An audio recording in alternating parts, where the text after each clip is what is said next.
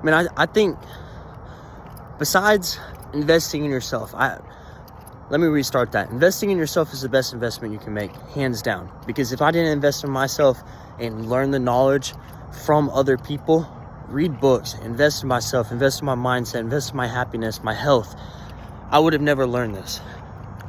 But besides investing in yourself,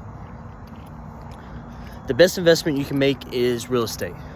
The reason why it's real estate is because there's 3 benefits. The first benefit, and the reason why there's these benefits is because of leverage. But the first benefit is you can cash flow. So let's say you buy a house, the mortgage is $1,500, you can rent it for $1,800. Or maybe $1,500, you can rent it for $2,000. So you can make $500, $300 every single month. That's cool, but that's not going to change your life. That's just a little bit icing on the cake so that you can cover expenses, stuff like that. But that's the first reason. Second reason is because real estate appreciates. Real estate appreciates. There's 4 reasons actually. The second reason is real estate appreciates. So every 20 years, your real estate will, I don't want to say it will, I'm not a financial advisor, you should do your own research. But every 20 years, my real estate will double in value. And the reason why is because there's this thing called the Rule of 72. So the Rule of 72 basically says, take your interest rate that you're making. So for real estate, usually it's about 3 to 4, let's just say average 3.5, and divide 72 by that number. So for me, 3.5, 72 divided by 3.5, 35 times 2 is 70. So 3.5 times 20 is 70. So about every 20 years, real estate's going to double in value. So you buy a $300,000 house. Buy a $300,000 house. It's going to be worth $600,000 in 20 years. So you make $300,000 in those 20 years. And it doesn't look like that, but whenever you sell it, it's going to happen like that. So in those 20 years, take that $300,000, divide it by 20, and that is $15,000. So you basically make $15,000 extra every single year if you buy a $300,000 house, which that's a good investment in and of itself. But think about this. You didn't put $300,000 down to buy that house. You put 60. You put 60,000 because there's this thing called leverage. You put $60,000 down and you're going to be making $15,000 every single year.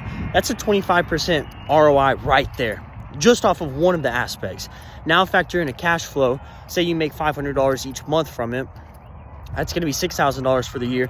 Now you're making the $15,000 plus the $6,000. That's $21,000. That's like a 33% ROI right there. And that's assuming that rent doesn't go up.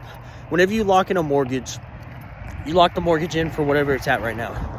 So say your mortgage is $1,500. I know these numbers, actually, I don't know if these numbers work out or not.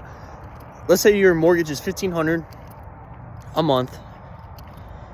And you're renting it for maybe in the beginning just $1,800. You know, you make $300 off of it. Rents only go up. Rents go up. Your mortgage is staying the same. It's staying at $1,500.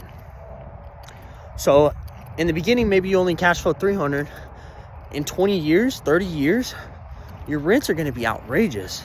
Your rents might double too. Actually, they probably will. So you're cash flowing all that extra money. That's another thing. So those are just the 2 benefits. The third benefit is you don't live in the home. So someone's paying your mortgage down. So when you put $60,000 for $60,000 down for a $300,000 house, you take a mortgage out. You take a mortgage out for the rest of it. So that would be $240,000.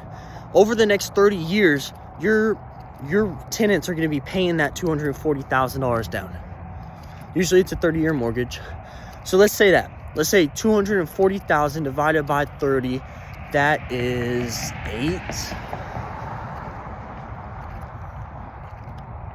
$8,000 a year. So let's just say they're paying down the principal of $8,000 per year. So on paper, you have $8,000 more equity. So add that to the 15 plus the 6, which is 21. $8,000, that's $29,000. Dude, that's almost a 50% ROI from this investment. And there's one more benefit to it, and that other benefit is depreciation. So you get to depreciate.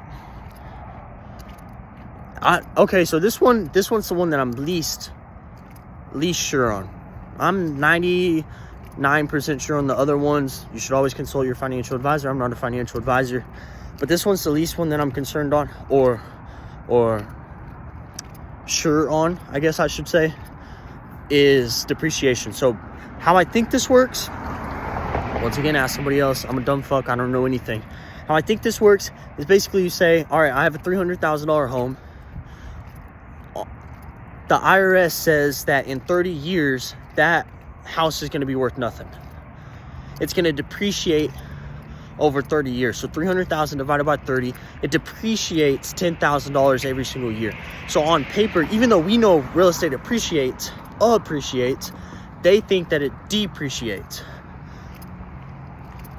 So on paper, your asset is worth $10,000 less.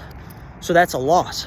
So on your taxes, you can say, hey, instead of making $100,000 this year, I owned a house that depreciated $10,000. Count that towards it, minus $10,000. I only showed $90,000 income. So you save, let's say you're at the 30% tax bracket,